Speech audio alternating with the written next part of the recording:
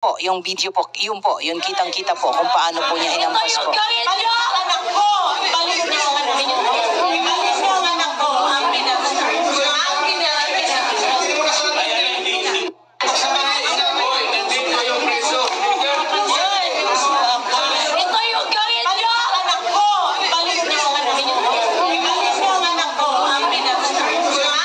Kita po niyo dyan, ma'am, sa video is tinatabi po sila. Kasi po, ang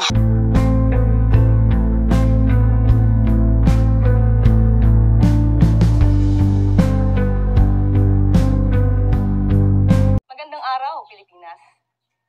Napagkasundoan po namin na kami ay magpahayag ng aming mga statements dahil marami pong naglalabasan, iba't ibang kuro-kuro, iba't ibang opinyon. Mas nanaisin po namin na manggaling sa amin kung ano ba ang katotohanan para po ang mga kababayan natin, ang taong bayan, ay hindi malito sa kasalukuyang issue patungkol po dito sa kaso po na kinakaharap po ng dating Pangulong Duterte. Makakasama po natin ngayong araw si CIDG Director Major General Nicolas Torre III. Good afternoon, sir. Good afternoon, ma'am. And by the way, happy birthday, belated happy birthday nung March 11. Salamat, ma'am. And of course, makakasama din po natin si DOJ USEC Nicolas Felix T. Good afternoon, Yusek Claire. Good afternoon po.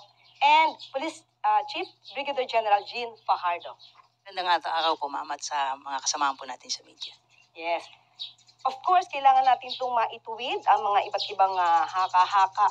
Dahil kung hindi po natin ito maitutuwid at mapapaliwanag ng maayos, mismong taong bayan ay hindi nila malalaman ano ba nangyayari sa bayan natin. Especially patungkol dito sa sitwasyon na to. Marami nang pinag-uusapan tungkol sa jurisdiction ng ICC. Ito po ay matagal na rin pong ipahayag sa pamamagitan po na naging desisyon ng Supreme Court. Hayaan niyo po akong basahin ang sinabi po ng Supreme Court.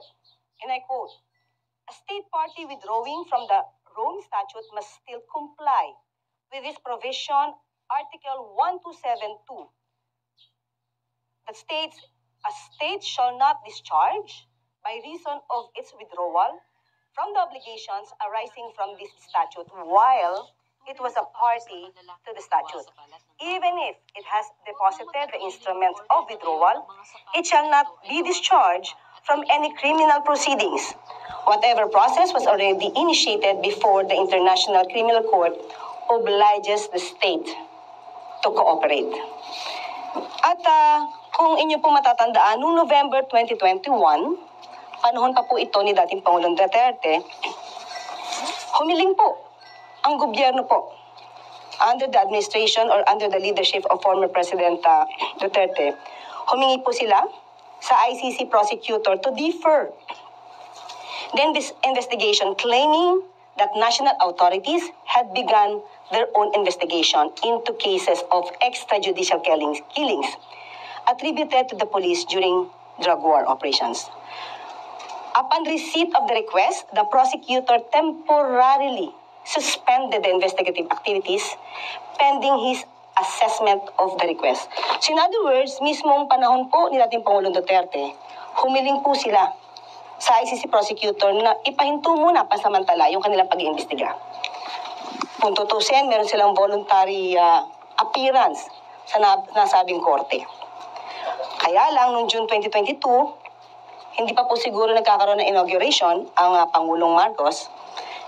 The court's current prosecutor Karim Khan asked the ICC judges for authorization to resume his investigation kasi wala po nakita na substansya or mga tamang pamamalakad para po maituloy ang pag-iimbestiga dito locally. Kaya po minabuting ituloy ang pag-iimbestiga ng ICC. So doon na po tayo pupunta. At doon nga po, nagkaroon na po ng warrant of arrest. At sinasabi nga po rito that the chamber finds reasonable ground to believe that Mr. Duterte is individually responsible for the crime against humanity of murder of the statute as an indirect co-perpetrator within the meaning of Article 25(3)(a) of the statute committed during the relevant period. So, ang pag-uusapan na po natin ay yung warrant of arrest. Dahil marami po ang kumu-question kung meron bang valid warrant of arrest. So tanungin po muna natin si General Nick. Sir, nung natanggap po ang warrant of arrest ng PCTC, ano na po ang sumunod na pangyayari na umabot na sa inyo to? We were requested by PCTC to help implement warrant of arrest. So, kanino po ito muna pinadala? Sino po yung una nakaalam na humihingi ng assistance yung PCTC? Ma'am Jean. Yes, ma'am. The Chief PNP was informed po nung request po ng PCTC for the PNP to extend police assistance po. And the Chief PNP directed po the CIDG under the leadership of General Torre to provide security assistance po sa PCTC. Ano po yung detalye na supposed to be task na gagawin ninyo para malaman po nila? Ang PNP po, ma'am, ay limited lamang po sa pagpo-provide po ng security doon po sa mga mag-i-implement po ng warrant through the Interpol mechanism po. So na kaya nandoon po yung PCTC, and in fact, it was the PTC Executive Director po ang nag-inform po sa ating pong dating Pangulo at nandoon po yung mga prosecutor po ng DOJ at ang PNP po in the person of General Torre po was there to provide security po. So ngayon, sabi niyo po ay magpo-provide din po kayo ng assistance sa PCTC, sa Interpol, saka sa DOJ. Yusek Nick, ano po yung naging papel po ninyo at the time na isa-serve yung warrant of arrest kay dating Pangulong Duterte? Sa kampo ng DOJ, nalaman namin yung notice sa PCTC through the Bureau of Immigration. Kasi yung PCTC, i-diffuse niya yun, o ikakalat niya sa may iba-ibang law enforcement agencies natin na may ganong notice, no? Notice for the warrant of arrest. Alam natin sa DOJ, may dalawang layers tayo, no? Ang BI at ang NBI. BI ang nag-inform sa amin na may ganitong request. Tapos, so may mga representatives mula sa BI at sa DOJ na nagpunta. Sa BI, si Commissioner Biado mismo nagpunta, tapos sa DOJ, nandun ako at si Prosecutor General Dong Fadolion. Naging papel ng DOJ doon ay kami ang naging competent authority, no, or competent judicial authority upang saksihan ang buong pagpatupad ng warrant of arrest at siguraduhin na sumusunod ito doon sa mga kinakailangan ng ICC upang ma-properly ma-deliver si PRRD sa kanila. Okay. General Torre, General Nick, sinasabi kasi nila, especially, I will refer this to the situation of Attorney Bello, hindi daw niya nakita yung warrant of arrest. Ano po yung masasabi niyo doon? May violation ba doon? Dahil hindi daw niya nakita personal yung warrant of arrest. I think Attorney Bello is not in the scene during all this time, ma'am. So, talaga hindi niyo makikita. Pero yun, okay, sir. Dagdag lang ako, no? Tama si General Torre, wala si Attorney Bello mismo doon nung pinatupad namin yung warrant. Nakita ko siya doon sa VIP lounge, no? Na kahit pa paano nakapasok siya doon, no?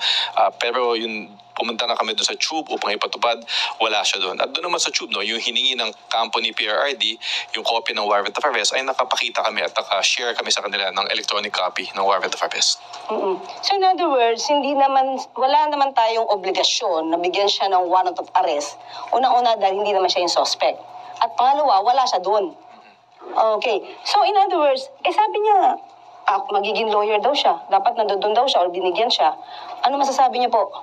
May tatlong abogado sa scene, si PRRD, no? Nandun ang dating Executive Secretary, si Salvador Mendildea, nandun ang kanyang misis na abogado din, at nandun din, at eventually, no, yung lumipat na kami sa Villamor, nandun si Attorney Delga. Well, sir, misis po ni ES Mendildea. so bali tatlo po yung kasama na lawyer. Eventually, dun sa, dalawa muna sa Tube. Okay. Yung mag-asawa muna. Okay, so yung kanyang rights naman, as a suspect, hindi naman siya na-deprive. Ay, hindi na-deprive. In fact, gusto na nga namin ibasa yung Miranda rights niya doon sa Tube, pero nakiusap yung mga abogado niya na wag muna. Kaya yung naging pa siya ay ilipat siya sa mas secure na area, which was eventually sa Villamor Air Base, at doon na namin, after binigyan sila ng pagkakataon na magpahinga, doon binasa ni General Torre yung Miranda rights niya. So balikan natin, sir, nung sinaserve po yung warrant of arrest, ano po yung pinakasitwasyon? Nagkagulo ba? maayos? Paano po? Paki-describe po sa amin. Well, sa lahat naman pong stage nung service ng warrant ay okay lang naman. Everyone is calm. Everyone was just expressing each one is expressing his own opinion. Pero at the end of the day, we insisted na sumama siya sa amin dahil siya ay inaaresto namin. At that time po ba, naka-wheelchair ang dating Pangulong Duterte or normal naman po siya maglakad? He was offered a wheelchair but he declined. So ang wheelchair niya ay ginamit ni E.S. Mijaldea. So physically, ang condition po ni dating Pangulong Duterte at that time ay mukhang maayos naman po. Maayos, ma'am, maayos. Until the end, hanggang sa ngayon, hanggang sa kagabi nang siya ay nireceive ng ICC, he's fine. And actually, bago bumaba sa plane, he made a video na andyan naman ngayon sa social media. He says that he is fine. Okay. Kay General G naman po, medyo inaano kayo sinasabi, umiiwas daw kayo sa tanong ni Senator Bongo. Paano niyo po ba itong sasagutin? Ganito po kasi ma'am yung nangyari nun ma'am. Nung maisakay na po at lilipat na po sila sa Villamor, susunod po sina Chief PNP. I was supposed to board po yung sasakyan ni Chief PNP at paalis na po. Kaso nasakay yung pinto ng van, umandar na po yung sasakyan niya. Humahabol po ako. Hindi ko po iniwasan with due respect po kay Senator Bongo. Kung na-offend po siya, pasensya na po. Pero there was no intention on my part na takbuhan siya. It so happened na hinahabol ko po yung convoy. Kaya po tumakbo po ako, palayo po doon sa direction po nila. So from there, sa airport, dinala siya sa Villamor Air Base? Tama po ma'am. Yes, ma'am. Okay. Nung nakapasok na siya at dinala siya sa Villamor Air Base, General Torre, paki-describe. Kasi kanina may kinukwento po kayo na naging relax naman yata ang Pangulo at pumupo siya sa kanyang sa sila ng Pangulo. Paki-describe nga po yun. Well, ang particular place kasi sa Villamor is the 250th Presidential Airlift Wing. Yun po ang lounge ng presidente ng Pilipinas. At doon din siya, nung siya ang presidente, doon siya naupo sa same seat na para sa ngayong presidente. Pinabigyan po namin, pati po ang kanyang mga kasamahan, they were there in the most comfortable lounge, and arguably sa kahit na anong airport natin sa buong Pilipinas. Ilan po ang nakasama sa loob po nitong lounge na to? Hindi na po namin nabilang sa ngayon. I'll give you the exact, hindi ko na po nakita ma'am sa buong accounting namin. Pero yung matatandaan niyo po, sino po yung nakasama ni dating Pangulong Duterte sa lounge? Nandun po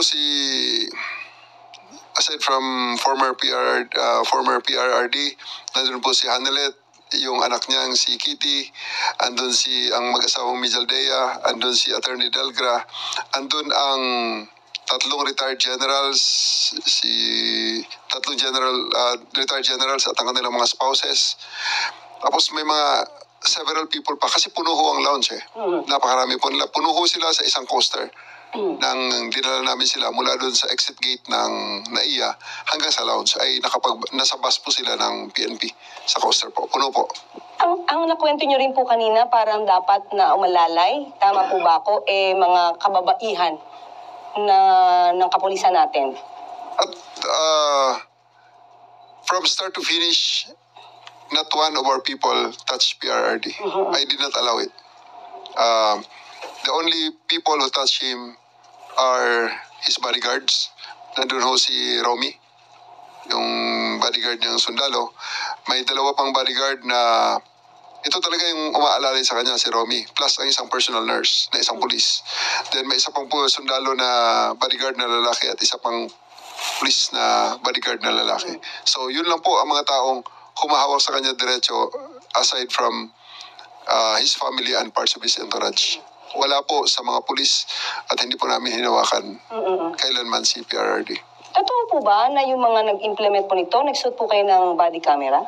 Meron po tayong mga body camera, ma'am. Kompleto po tayo. More than enough body camera and also the alternative recording devices na record po namin. Pati yung mga cellphones. Pati rin po sila, may mga cellphones po. Wala po tayong deprived doon. So, doon po nasa panahon na siya po ay nasa Villamor Air Base, nandun po siya sa lounge. Paano naman po yung kanyang pagkain? Kasi parang nababalitaan natin, nag-deprive ng pagkain, kaya kailangan magdala ng pizza itong si Senator Bongo. Paki-describe nga po ang sitwasyon doon. wala pong deprivation at any moment ng kanilang right to food and water. In fact, dinideliver pa nga namin eh. And they're just the one declining na lang dahil sobra namang pagkain talaga eh. Sobra namang dami. At may delivery sila, may pa-deliver sila, may pabigay din kami. So, there's really no problem. And hindi ito tama ang contention na dideprive namin ng food. So nakapasok naman po yung isang box ng pizza na binabili ni Senator Bongo. Hindi ko na po nakita yung pizza na yun, pero napakarami talaga ng pagkain eh. Kaya, kasi part ng birthday ko na rin siguro celebration niya. Oh, nagse-celebrate. But anyway, yung naging condition po ba ni dating Pangulo Duterte, tumaas po ba yung sugar level niya? Bumaba? Anong meron? Or wala? sa buong time po na nandun kami sa holding area, meron pong PNP doctor, dumating ang kanyang mga personal doctors, may mga nurses galing sa PNP, at dumating din ang chief ng hospital ng Villamor Air Base Hospital. So may doktor doon, dalawa, may isang galing sa kanila is sa Air Force, merong surgeon, may isang, ang pagkaalam ko is GP, at maraming mga nurses. So medical personnel, pati ang kanyang personal doctor ay nakarating po. Okay, so in other words, lahat ng medical needs na kailangan ni dating Pangulo Duterte ay accessible naman sa kanya. Ma-access niya agad, makukuha niya agad kung kinakailangan. Opo. Kasi sinasabi, parang nag-oxygen na ba siya? May picture na pinakita na siya nakahiga. Ano po ba yung tubong nakalagay sa kanyang ilong? Kung inyo pong alam. Well, nung dumating ang time na sinabi niya na napapagod siya, gusto niya humiga, we provided him with, kasi bedroom niya rin dati yun eh. So, binigyan natin siya ng foam, bigyan natin siya ng kumot, at sinaraduhan natin, nilagyan natin ng mga blinders, yung area na pwede siya matulog. And he actually slept. He is asleep the whole time. Kaya nga nung hapon na, nung sinasabi kong matagal na masyado ang usapan niyo ng mga abogado, mismo ang mga abogado nagsabi na, paano kung may makapag-usap, tulog siya? That's already, pang-stretch na lang talaga, another blockade para ma-justify na hindi siya maisakay sa aeroplano. Parang may delaying tactics na. Delaying tactics na lang talaga yun, ma'am. Pero at the end of the day, there's no deprivation whatsoever of legal counsel, yung mga medicine niya, food niya, wala po yun. At naibigyan natin lahat ng yun. Ang medical needs niya actually, sobra-sobra pa. Pero di ba nire-request po na dapat madala daw sa ospital? At that time po, kailangan ba siya talagang dalhin sa ospital? Ang sagot ko po sa panahong yun, sinagot ko sa kanila regarding that matter, Sir, sa ospital, ikaw ay examinin din lang ng mga doktor na ito. Ang mag-iiba lang is yung location. Pero ang gagawin sa iyo is exactly the same. Dahil andito naman lahat ng mga gamit. So, sinasabi nila kailangan na ng ECG? Full check-up, ECG, pati ECG machine, pinasok natin doon. Pinasok ang ECG.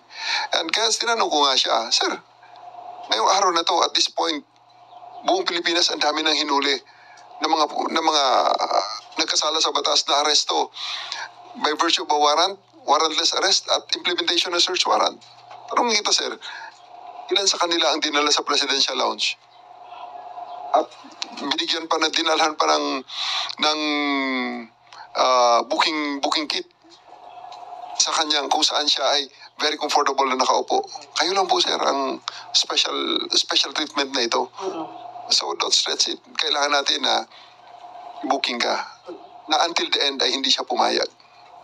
Sir, nakita natin sa ibang videos, baka yung ibang mga kababayan natin hindi alam. Kayo po ba'y nagbasa ng rights po ni dating Pangulong Duterte? Binasa ko po ang kanyang rights. Nasa likod ko pa para mag-witness ng pagbasa ng rights niya, yung ating Prosecutor General. Okay. So, at the time, nung umpisa, hindi ko alam kung hanggang saan po, General Torre, may natanggap ba kayong harassment, physical na panghaharas sa inyo, or verbal? May natanggap po ba kayo at the time? Physical po ay itinulak ako ni Hanelet. Tinabig niya ako at malakas ang pagkatabig niya nung nagkasalubong kami sa hallway. nasa video naman, minura ako ng kanyang anak.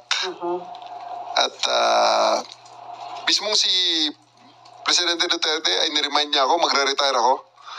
At aasuntuin ako ng kanyang mga anak at ang kanyang mga mag-anak after my retirement, even before my retirement. Tinrete niya ako. But everything is okay lang yan. Makapal ang ating balat at yan ay kayang-kaya nating palampasin yan. Ma'am Jean, meron po tayong ibang miyembro ng kapulisan na nakatanggap din po ng itong klaseng harassment. Pwede po ba niyo ikwento to? Yes po ma'am, aside from General Torre, I myself was also subjected to harsh words. Kaya lang, sabi nga ni General Torre ay maximum tolerance. Sabi ko nga, kung meron pang mas mataas sa maximum tolerance, yun po yung ipinatupad natin. Kahit minura na tayo, dinuro na tayo. In fact, yung mga pulis natin doon ay pinagmumura din at pinagsabihan ng masasakit na salita. At si Miss Hanilet po ma'am ay pinukpok pa po sa ulo yung isang pulis natin na nag-sustain po ito ng napakalaking bukol po sa kanyang noo po at dinala po sa ospital. Pero in spite of that ma'am, wala pa rin pong nag-harm sa kanila, wala pong nanakit sa mga pulis natin at hinayaan po na ganun yung mga panililita po nila at action po nila sa atin. Mapapakita ba natin yung video? Pwede po natin mapakita para mapanood po nating lahat? Ma'am Jean, pakidescribe yung nga po yan. Yan po ma'am yung picture po. Binlur lang po natin ng konti po yung mukha po ng ating babaeng pulis na taga-SAF. Sila po kasi ma'am yung umalalay po doon po kay Miss Hanilet at saka sa kanyang anak po para itabi po sila pansamantala. Ayan po yung napakalaki pong bukol at meron po dyan na video po na talagang nakita po doon at na-captured po na pinukpok po ng cellphone po ni Miss Hanilet yung ating pulis po. Sa ulo po yan, hindi pa, pina-CT scan po ba yan? Kasi ulo po yan. Dinala po ma'am, ayan po, yung video po, yun kitang-kita po kung paano po niya hinampas po.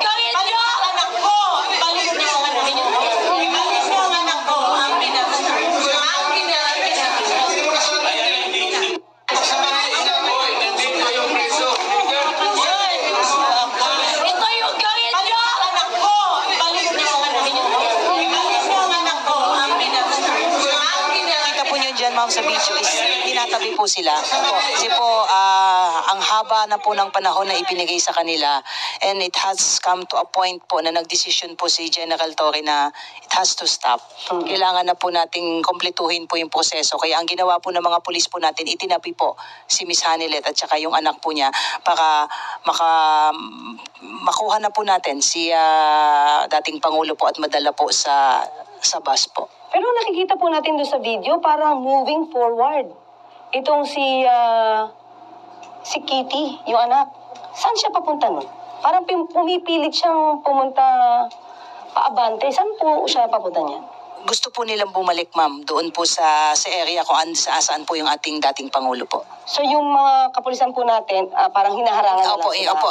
Kinire-restrain po sila, nilalayo po sila at hinaharangan para hindi na po sila bumalik po doon sa area kung saan po nandoon po yung ating dating Pangulo po. Kasi maganda pong maipaliwanag yung sitwasyon na yan. Kasi po baka magkaroon ng ibang kwento at sabihin na nahahara sila. Yung pala sila po yung moving forward, going forward para po puntahan muli ang dating Pangulo. Yes po ma'am, yes po. Okay. So, after that, nung okay naman po yung sitwasyon ni dating Pangulo Duterte, physically, okay naman po yung kanyang kondisyon, paano niyo po siya naisakay sa aircraft? Well, ang tingin ko, ang turning point talaga doon is nung time na talagang humaharang si S. Medialdea at binigyan ko siya ng warning na talaga, sir, tapos na ito. Kanina pa ang usapan, kaya sumakay ka na muna sa aeroplano, kayo sa aeroplano. At saka na natin pag-usapan ng iba pa, sa husgado na. So, nag-isip si S. Medialdea, dared me to arrest him. And I did. So, binasahan ko siya ng kanyang karapatan. Ninaras ko siya for PD 1829. So, at pinusasan ko siya. Kaya nang hinila ko na siya palabas, palayo, na nakaposas, siguro nakita ni PRRD na seryoso ako. At hindi tayo patatalo. At we do believe na talagang the majesty of the law has to reign supreme dapat masunod ang batas. Pero sir, nakita ko po sa video, parang binabasahan niyo ba siya? O sinasabihan niya siya rin na kanyang rights? Winarningan ko muna si Iyas Mijaldea, sir, pag hindi ka pa umalis dyan, hindi matatapos ito. Dahil dyan, aarestuhin na kita ng obstruction of justice under PDA 1829. And he dared me. So, I read him his rights. And I asked him to, if he understood his rights. And when he said na-affirm niya, naintindihan niya, sir, you are under arrest for PDA 1829, halika na, sir. So, pinusasan ko at inalis. Nung makita ni PRRD yun, kasi bumalik ulit ako na inilagay ko sa bus, dala ko ulit ang posas. Sabi ko, sir, ito, kasunod, susundin ko sana si Attorney Del Gray, pero umalis naman na sila at sumama na si PRRD. So in other words, sir, sabi nga po ni Ma'am Jean, maximum tolerance yung ginawa niyo. So ilang oras po ba at nagtagal po talaga yung pagsampa sa kanya? Pagdala sa eroplano po ni dating Pangulong Duterte? 12 hours, ma'am. 12 hours. Ganon din kayo katyaga. Ganon din katyaga ang miyembro ng kapulisan. Sabi ni General Fardo nga, ma'am, more than the maximum of the maximum tolerance. Okay. So, nung naisampa na, sabi po, ito po isang sandwich lang daw ang pinakain sa dating Pangulong Duterte habang nasa biyahe. Palagay ko, ma'am, babawiin na nila yan. Nung pagmaalala nila na marami palang cellphone video doon. Kasi sa totoo lang, pati sa aeroplano, may video na kumakain talaga si former PRRD ng full meal. Full meal talaga. Babawiin nila yan, ma'am. So in other words, yung mga ganitong klase mga naratibo, ano to, para maging negatibo lang ang pagpapa-implement ng warrant of arrest, saka yung the whole operation? Wala na akong makitang ibang rason, ma'am, para ilabas nila yan. Pero at the end of the day, it will be their word against our cellphone videos. And at the same time, sabi niyo nga po kanina, maganda naman ang kondisyon ni dating Pangulong Duterte na nakarating na po sa Netherlands. Kaya nga, ma'am, so we have now the benefit of a 2020 hindsight.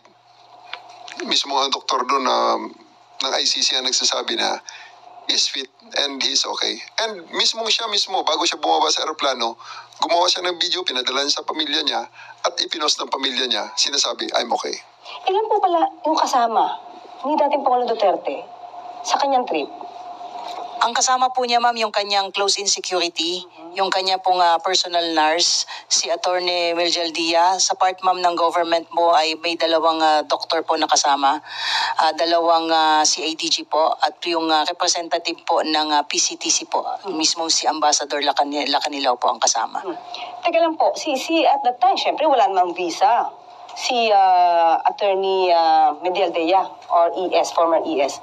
Paano po siyang napayagan na sumama pa kay dating Pangulong Duterte? Actually, ma'am, silang lahat walang visa. Kaya lang, tumulong po, ma'am, yung Philippine Embassy po natin sa Netherlands para i-process po yung mga karampatang visa, pati po yung kanilang mga appropriate clothings po ay pinobide po ng Philippine Embassy dahil malamig po doon. So pagdating po nila doon, inasikaso po kaagad sila ng kanilang pangangailangan po, including po yung pag-process po ng mga temporary visa po nila. Yung Philippine Embassy po ang natin ang tumulong doon.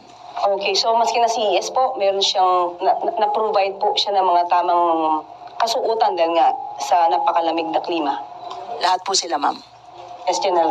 We will release the pictures pala, ma'am, sa inyo. Pati toothbrush, toothpaste, at mouthwash meron. Ayan. Ayan. So, huwag po tayo maniwala doon sa mga sinasabi na na-deprive po ang dating Pangulong Duterte ng kanyang mga karapatan dahil ang bansa mismo, ang gobyerno po natin ay tumulong po sa kanila. Okay, balik naman po ngayon tayo kay Yusek Nikki. Yusek Nikki, may issue. Bakit daw nag-violate ng pagpapa-implement ng Rome Statute ng Section 59? Paki-explain nga po sa taong bayan, ano ba itong sinasabi nilang Section 59 ng Rome Statute? Una, isang malaking pagbabaliktad dun sa posisyon nila yan, Dahil habang pinapatupad namin yung warrant of arrest, sinasabi nila na wala na tayo sa Rome Statute, wala na tayo sa ICC, dapat hindi gamitin yung mga provision ng ICC ng Rome Statute. Ngayon, dahil convenient, biglang ginagamit. Pero sa amin naman, may nakalagay dun sa Article 59 na dapat may competent authority, competent judicial authority na magsasabi na magpapatunay na yung warrant, subject ng warrant of arrest ay si PRRD. Pangalawa na yung dumaan sa proseso, yung pagpatupad ng warrant of arrest sa kanya. At pangatlo na na ginalang lahat ng mga karapatan niya habang pinapatupad yung warrant of arrest.